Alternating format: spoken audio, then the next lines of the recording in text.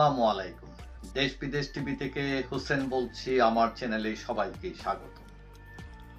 5 আগস্টের পর শেখ হাসিনা হয়ে গেছেন যে সবচেয়ে বেশি লুটেরা, সবচেয়ে বড় হত্যাকারী। তাকে এমনভাবে উপস্থাপন করা হচ্ছে যেন তিনি সেই ভয়াবহ শাসক, জঘন্যতম শাসক চেঙ্গিস খান, নাদির শাহ এদের উত্তরসূরি। তো এখন আমাদের যে বুদ্ধিজীবী সমাজ বা যারা ওই যে বৈষম্য বিরোধী সাপোর্টার যারা, তারা শুধু শেখ হাসিনা বাদ, শেখ হাসিনা খারাপ, শেখ হাসিনা আসতে পারবে না, মানে সবকিছু শেখ হাসিনার কোনো ভালো কিছুই নাই। কিন্তু বিগত 15 বছরের শাসনে শেখ হাসিনা কোনো ভালো কাজ করেন নাই, তো কেউ তো একটা শব্দও বলে না। তো আপনি যখন কাউকে মূল্যায়ন করবেন, পাশ্চাত্যে কি হয়, পাশ্চাত্যে কারো সমালোচনা করলে আগে সে ভালো কি করছে একটা দুইটা সেটা বলে, তারপর খারাপটা বলে। আর আমাদের বুদ্ধিজীবীরা মানে সব খারাপ কয়, আবার ভালো একটাও কয় না। তো এইটা কি সঠিক সমালোচনা হলো কিনা? এখন এই যে আমাদের এই বুদ্ধিসম্পন্ন সমাজ তথাকথিত, তাদের এই বিচার সঠিক কিনা এটা অনেকেই বুঝতে পারে। তিনি কি এই 15 বছরের শাসনে একটি ভালো কাজও করেননি? এখন যারা বয়ান দিচ্ছেন শেখ হাসিনাকে নিয়ে, তারা কতটুকু সঠিক? আমি মনে করি শেখ হাসিনা কিছু কিছু ক্ষেত্রে এতটাই দক্ষতা ও প্রজ্ঞা প্রদর্শন করেছেন তার ক্ষমতা থাকাকালীন সময়ে, যে প্রজ্ঞা ও দক্ষতা তার পিতা বঙ্গবন্ধু শেখ মুজিবুর রহমানও দেখাতে পারেননি।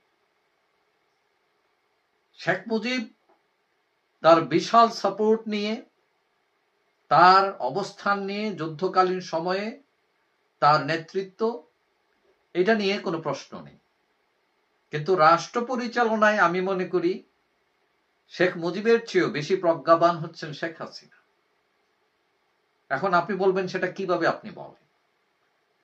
ধরেন পার্বত্য শান্তি চুক্তির কথা, যুগ যুগ ধরে এই সমস্যা চলে আসতেছিল, শান্তি বাহিনী অবস্থান করছিল, পার্বত্য চট্টগ্রামের লোকজন যেতে ভয় পাইত।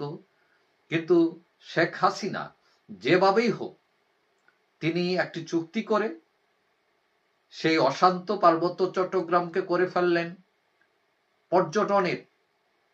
পর্যটন এলাকা। কোথায় দেখেন, একদম জিরো থেকে হিরো, ব্যাপারটা এরকম। বিভিন্ন ছিটমহল নিয়ে যুগ যুগ ধরে বিরোধ চলছিল ভারতের সাথে, এটা মিটমাট করলো কে? শেখ হাসিনাই করেছেন। তার চেয়ে জটিল ব্যাপার হচ্ছে এই যে বন্ধু রাষ্ট্র যেটা ভারতের বিরুদ্ধে মামলা করে সেটাতে জিতে আবার বন্ধুত্ব ঠিক রাখা, এবং এই যে সমুদ্র সীমা অনেক বেড়ে গেল, মৎস্য শিকারের যে দিগন্ত উন্মোচিত হলো, সেইটার কথা কি আপনারা একবার বলবেন না? এখন শেখ হাসিনা সব দিয়া দিছে, কি দিচ্ছে, কিন্তু কি পাইলো সে, কি নিল, এগুলোর হিসাব করেন না। এখন এইটার চেয়ে আরো জটিল ব্যাপার হচ্ছে, সবাই জানেন যে ভারতের প্রতিপক্ষ হচ্ছে চায়না।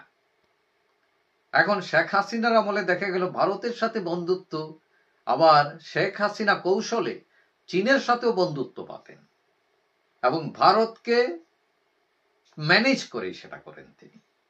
এই কৌশল সব রাষ্ট্রনায়ক করতে পারবেন না, অনেক জটিল।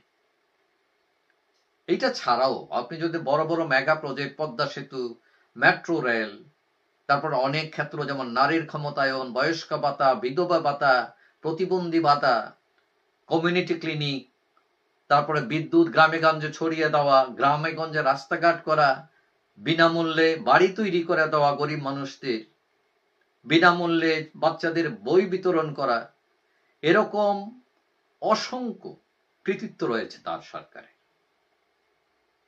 এখন যারা আওয়ামী লীগের প্রতিপক্ষ আছেন, এরা ভুলেও এইসব একটির কথাও তারা উচ্চারণ করেন না। তো এটা তো হলো সুবিধাবাদী চরিত্র, যে সুবিধার সময় আপনি গুনগান গাইবেন, আবার সে যদি ক্ষমতায় না থাকে তখন সবকিছু বাদ তার। মানে একরোখা টাইপের বিচার আমাদের দেশে। কিন্তু একরোখা বিচার তো বেশি দিন টিকে না। এখন আমার ধারণা তিনি যে উন্নয়ন করেছেন বা রাষ্ট্রনায়ক হিসেবে যে কৌশল অ্যাপ্লাই করেছেন, এটা আগামী 100 বছরে এইরকম রাষ্ট্রনায়ক, উন্নয়নের নায়ক আমাদের দেশে আসবে কিনা সন্দেহ। কিন্তু এটাও সত্য পাশাপাশি যে তার আমলে তিনি ক্ষমতায় থাকার জন্য, জোর করে ক্ষমতায় থাকার জন্য যে পন্থা অবলম্বন করেছেন, গুম খুনের যে সংস্কৃতি তিনি চর্চা করেছেন, এইটাও ভয়াবহ। এবং 100 বছরেও এই ধরনের কঠিন রাষ্ট্রনায়ক, মানবতা বিরোধী রাষ্ট্রনায়কও আসবে কিনা সেটাও সন্দেহ। অর্থাৎ তিনি যে ব্যাপক কর্মকাণ্ড করেছিলেন, তিনি যে উন্নয়নের জোয়ার তৈরি করেছিলেন, এত উন্নয়ন করার পর তার সবকিছু ব্যস্ত গেছে শুধু ওই একটি মাত্র কারণে, সেটি হলো জোর করে ক্ষমতায় থাকার কারণে। করতে গিয়ে তিনি অনেক অপকর্ম করেছে তার সরকার। এবং এই কারণে ওই যে আছে না গাভী, যে গাভী অনেক দুধ দেয় কিন্তু পরে লাথি দিয়ে ফেলে দিলে সেই দুধের আর মর্যাদা থাকে না, শেখ হাসিনার ব্যাপারে ঘটনাটা ঘটেছে সেই রকম। দূরদর্শিতার ব্যাপারে রাষ্ট্র পরিচালনায় তার বিকল্প বা তার মতো রাষ্ট্রনায়ক আসবে না, আগামীতে আসবে কিনা সন্দেহ। কিন্তু এত কিছু, এত যোগ্যতা থাকার পরও শুধু জোর করে ক্ষমতায় থাকার কারণে এবং থাকতে গিয়ে যেসব অপকর্ম সরকার করেছে তার নেতৃত্বে, এগুলো ক্ষমাহীন। যাই হোক, সবাই ভালো থাকবেন। আশা করি দেখা হবে অন্য কোনো ভিডিওতে ইনশাআল্লাহ। আল্লাহ।